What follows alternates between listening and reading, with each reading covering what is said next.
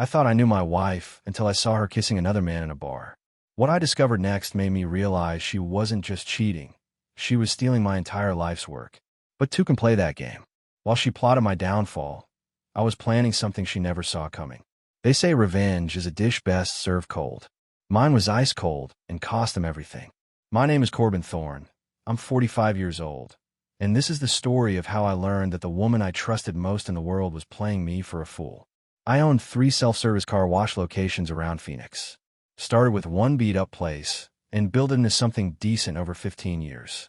Nothing fancy, but honest work that kept food on the table. Isabelle, my wife of 12 years, always said she was proud of what I'd built. Turns out she was more interested in what it could buy her behind my back.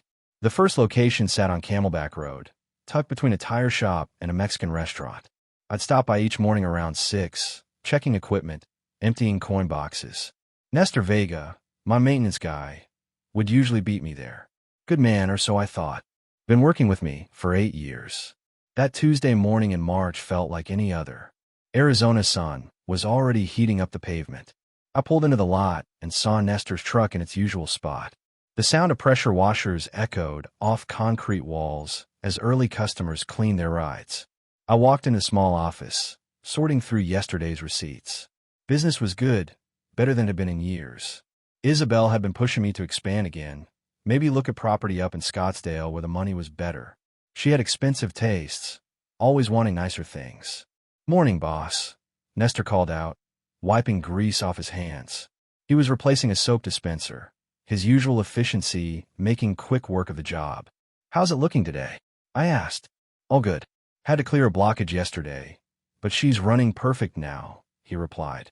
Around noon, I decided to grab lunch from Rosa's next door. As I walked back toward the office, I noticed Isabelle's car pulling into the lot. Strange. She never came by during lunch. She parked near the office and got out, smoothing down her skirt. Designer outfit, hair perfect. My wife always looked like she'd stepped out of a magazine. But something was off about the way she glanced around before walking toward the office. Quick, nervous movements, like she was checking to see if anyone was watching. I stayed where I was, curious about what brought her by unannounced. I ducked behind the equipment shed, keeping my wife in sight through the chain-link fence. Isabelle walked straight into the office without looking around again. Her whole body language screamed nervous energy. In 12 years of marriage, I'd never seen her move like that. Through the office window, I watched her pull out her phone and start talking. She was pacing, gesturing with her free hand like she always did when she was upset about something. Problem was, I couldn't hear a word from where I stood. 5 minutes later, Nestor appeared from bay for where he'd been working on a broken pressure valve. Instead of heading to his truck like usual, he walked straight toward the office. My gut twisted. Something about this whole situation felt wrong. I moved closer, using the concrete wall for cover.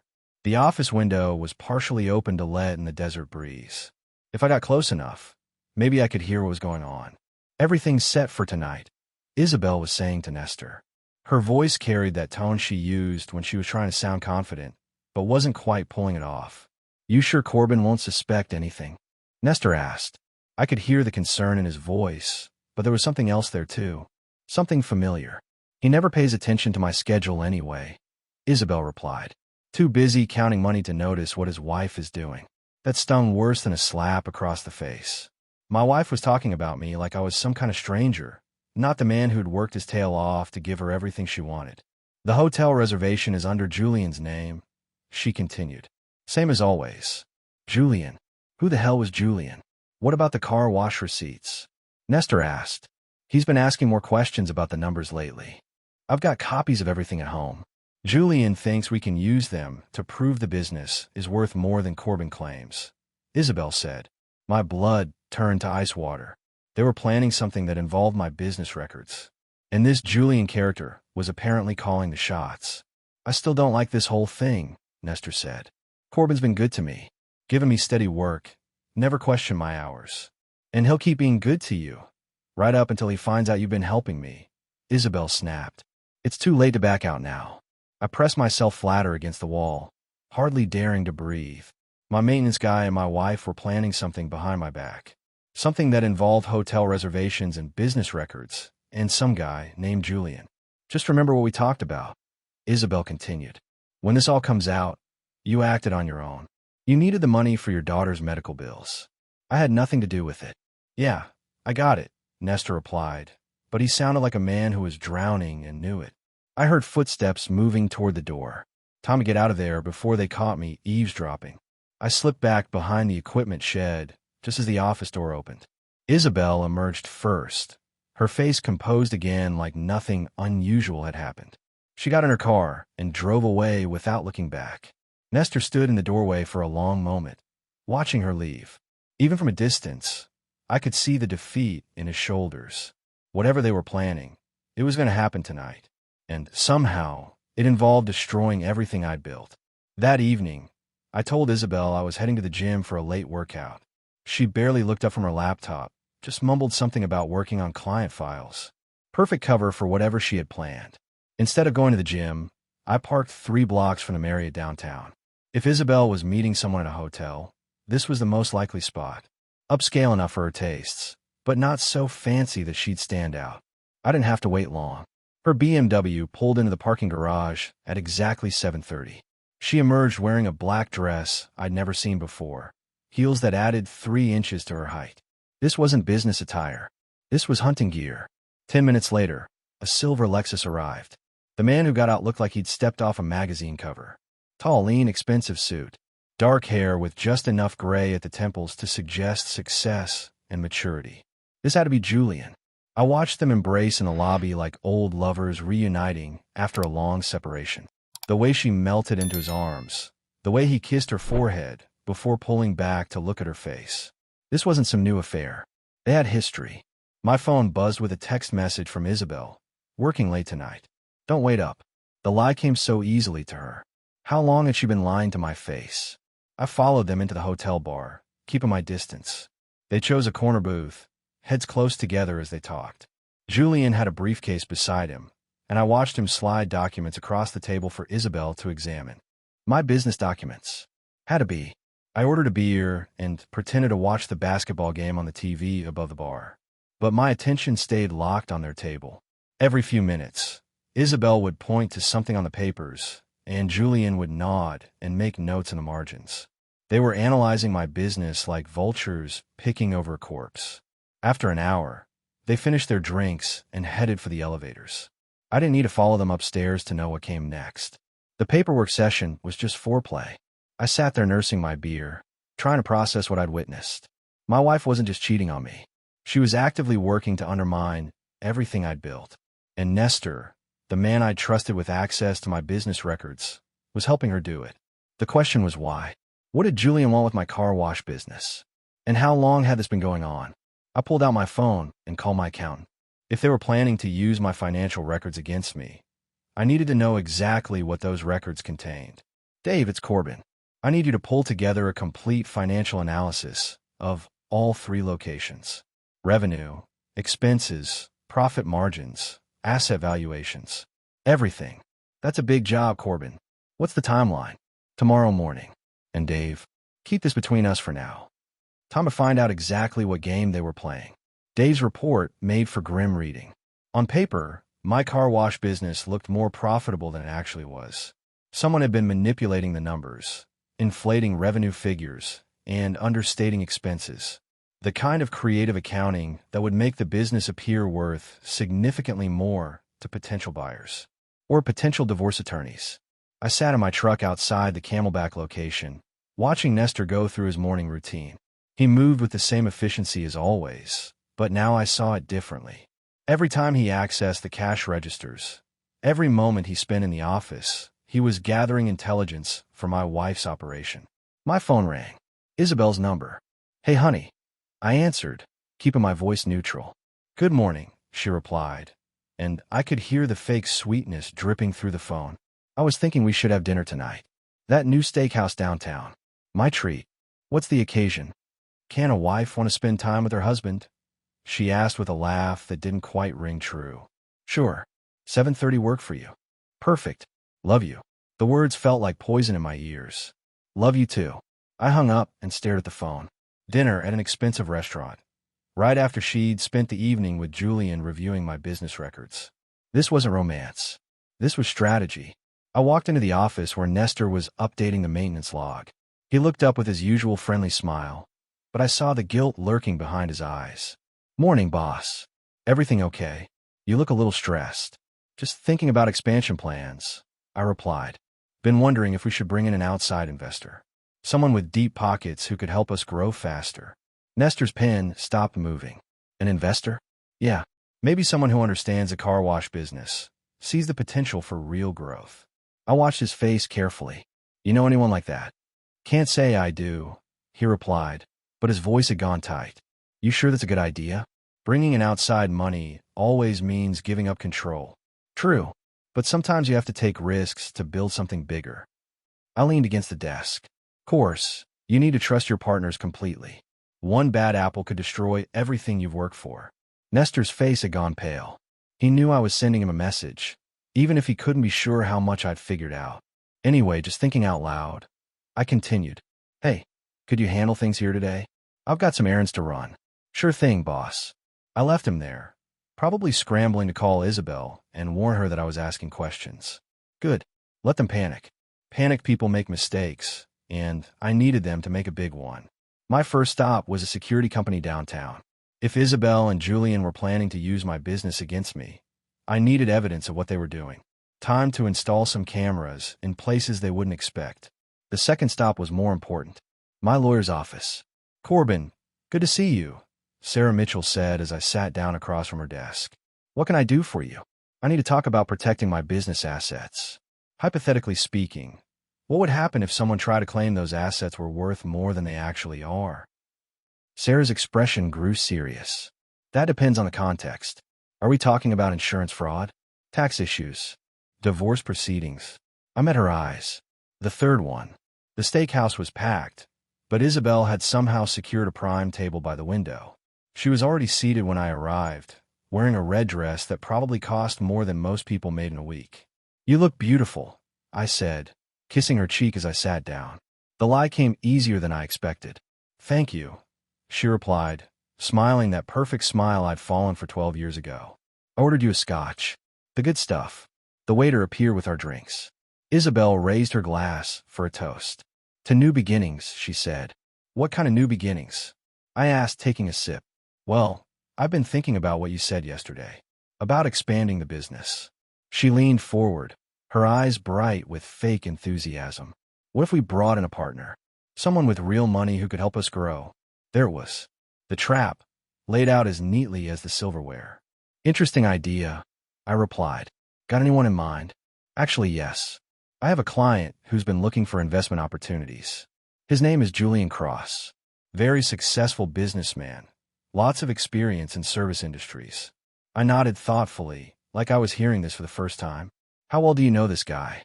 "We've worked together on several projects. He's smart, ethical, very easy to deal with." The lies rolled off her tongue like water. "I think you'd really like him." "What's he offering?" $500,000 for a 51% stake. Plus he'd handle all the expansion costs for new locations. Isabelle's voice had taken on the tone she used when closing a real estate deal. "We could triple our income within 2 years." I set down my scotch and looked directly into her eyes. 51%. So he'd have controlling interest. It's just a formality. You'd still run day-to-day operations. Until he decided I wasn't needed anymore. Isabelle's smile faltered slightly. "Isabelle, you're being paranoid.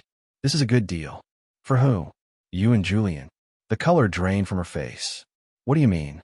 I leaned back in my chair, studying her like a poker player reading tells. "How long have you been sleeping with him, Isabelle?" She opened her mouth to deny it, but nothing came out. For the first time in our marriage, my wife was speechless. "I saw you at the Marriott last night," I continued quietly. "Watched you go through my business records together. Quite the romantic evening." Tears started forming in her eyes, but I wasn't buying the performance anymore. "Corbin, please let me explain." "Explain what?" "How you've been stealing from me. How you and Nestor have been cooking the books to make my business look more valuable than it is. How you're planning to sell my life's work to your boyfriend." "It's not like that," she whispered. "Then tell me what it's like." She stared at her hands for a long moment. When she looked up, the tears were gone.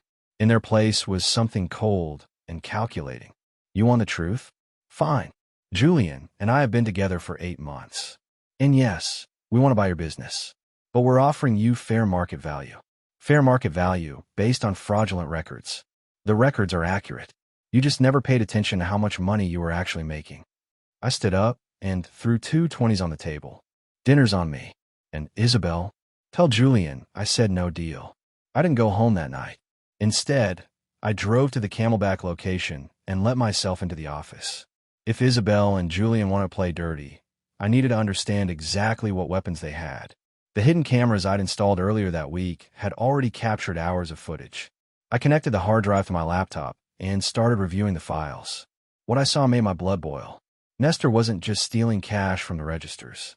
He was also photographing customer receipts, documenting peak usage times, recording conversations with suppliers.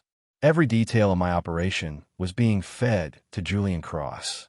But the worst part was watching Isabelle. She'd been coming to the location regularly when I wasn't around, using her keys to access the office and copy files. In one video, I watched her stuff a USB drive into my computer and download everything on the hard drive. My own wife, methodically dismantling my life. Around 3 in the morning, I heard a car pull into the lot. Through the window, I saw Nestor's truck. He was coming in for an early shift, probably to cover his tracks before I arrived. I turned off the lights and waited in the shadows. Nestor unlocked the office door and headed straight for the filing cabinet.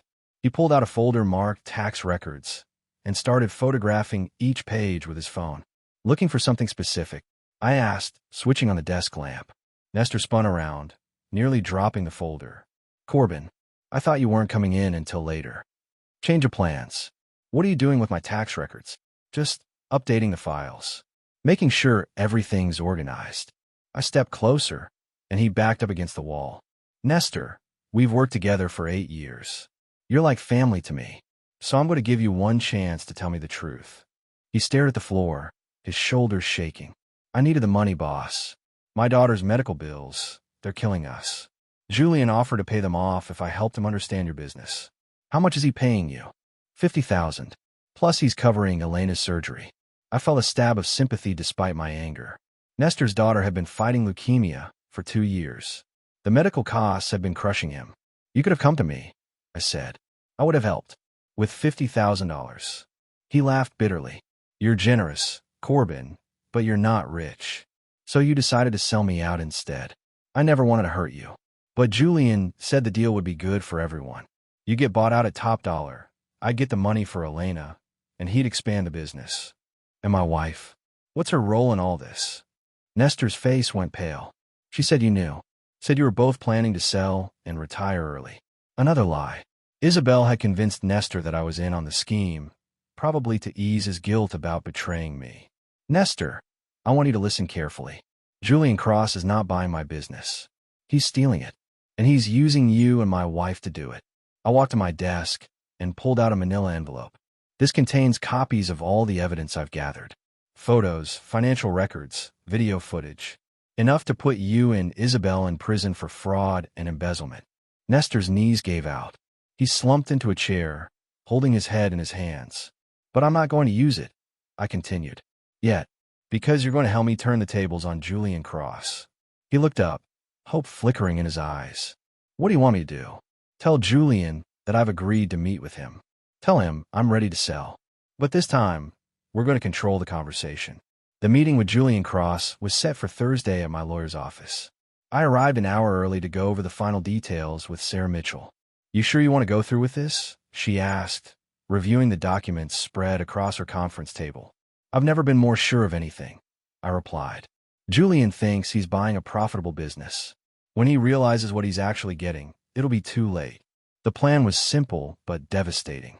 Over the past week, Nestor and I had systematically transferred all legitimate business operations to a new company I'd quietly formed. The original corporation that Julian wanted to buy would be left with nothing but debt and worthless assets. At exactly 3 o'clock, Julian arrived with Isabelle and a team of lawyers. He looked confident, like a man who'd already won. Corbin, good to see you again, Julian said, extending his hand. He was shorter than I'd expected, probably 5'8" in expensive shoes. I understand you're ready to move forward. That's right. I'm ready to get out of the car wash business entirely. We sat down around the conference table. Julian's lawyer, a thin man with a Brooklyn accent, opened his briefcase and pulled out a contract. $500,000 for complete ownership of Thorn Car Wash operations, he announced, plus assumption of all business debts and liabilities. Perfect. He just agreed to buy my problems. That sounds fair, I said, signing the documents without reading them. When do I get paid? Wire transfer will be completed by close of business Friday, Julian replied, unable to hide his satisfaction. After they left, Sarah looked at me with concern. Corbin, are you absolutely certain about this? Once that wire goes through, there's no going back.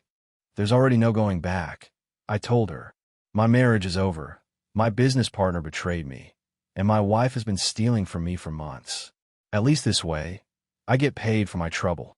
That night, I went home and began the final phase of my plan. While Isabelle slept, I quietly packed everything I wanted to keep. Photos of my parents, important documents, a few pieces of furniture that meant something to me. Everything else could stay. By Friday morning, I was ready to disappear. I arrived at the Camelback location before dawn, just as Nestor was finishing his morning checklist.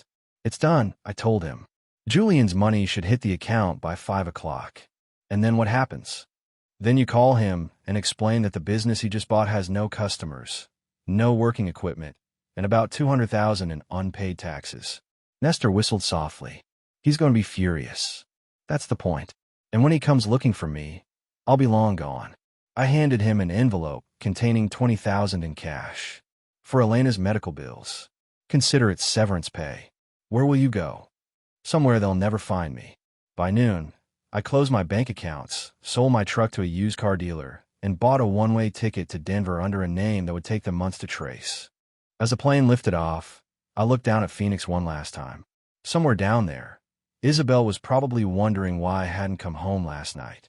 In a few hours, she'd find out that her husband had vanished, taking their future with him. Denver in October was a shock after 15 years of Arizona heat. I rented a small apartment in Capitol Hill and found work at a local auto repair shop. Nothing fancy, just honest work that paid the bills while I figured out my next move. 3 months later, I met Indira at a coffee shop near the Denver Art Museum. She was a pediatric nurse at Children's Hospital, originally from India, but raised in Colorado. Beautiful in a way that didn't require makeup or designer clothes to make an impact. You're new in town, she said, sitting down at the table next to mine. How can you tell? You've been coming here every morning for 2 weeks, and you still look around like you're lost. I laughed, probably the first genuine laugh I'd had since leaving Phoenix. That obvious? To someone who's been watching, yes. We talked for an hour that morning. She was smart, funny, and most importantly, she had no connection to my previous life. When I told her I was recently divorced, she simply nodded and said, "Me too. It's liberating, isn't it?" 6 months later, we were married in a small ceremony at Red Rocks. Indira's parents flew in from Mumbai, and her brother served as my best man. It was the kind of wedding I should have had the first time. Genuine, joyful, uncomplicated. A year after that, our daughter Priya was born. Holding her in my arms for the first time, I realized that everything I'd lost in Phoenix had been necessary to bring me here. To this moment, this family, this life I never could have imagined. I never told Indira the whole truth about what happened in Phoenix. As far as she knew, I'd simply walked away from a failed marriage and started over. The details didn't matter anymore. Sometimes I wondered what had happened to Isabelle and Julian, whether they'd figured out the scope of what I'd done, whether they'd try to find me. But those thoughts came less frequently as the years passed. I was working on a transmission rebuild one afternoon when my phone rang. Unknown number with a Phoenix area code. Hello. Corbin, it's Sarah Mitchell. I'm sorry to bother you, but there's something you need to know. My lawyer's voice was tense, worried. What is it? Isabelle hired a private investigator 6 months ago. They found you. My blood turned cold. What does she want? She's claiming you defrauded Julian Cross. Says she has evidence that you deliberately destroyed the business before selling it to him. Can she prove it? That's not the problem, Corbin. The problem is she's on her way to Denver. Her flight lands tonight.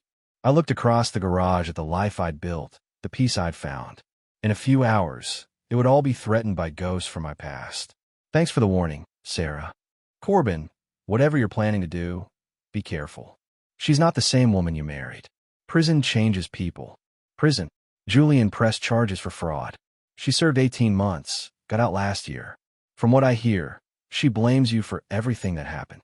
I hung up and stared at my hands, still stained with motor oil. After 3 years of peace, the war was starting again. I was changing Priya's diaper when the doorbell rang. Through the window, I saw a woman I barely recognized. Isabelle had lost weight. Her hair was shorter, and something hard had settled in her eyes. "Who is it, honey?" Indira called from the kitchen. "Someone from my past," I replied, kissing Priya's forehead before setting her in her crib. I opened the door, but didn't invite Isabelle inside. She looked past me, taking in the modest apartment, the family photos, the life I'd built without her. "Hello, Corbin." "Isabelle." She was stunned and speechless for a moment, seeing me after all these years. Finally, she found her voice. "I found you," she said quietly.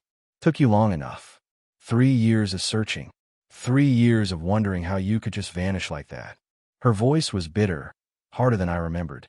"You should have been wondering how you could betray your own husband." "I spent 18 months in prison because of what you did," she continued. "Julian lost everything. His business, his reputation, his freedom." "Good."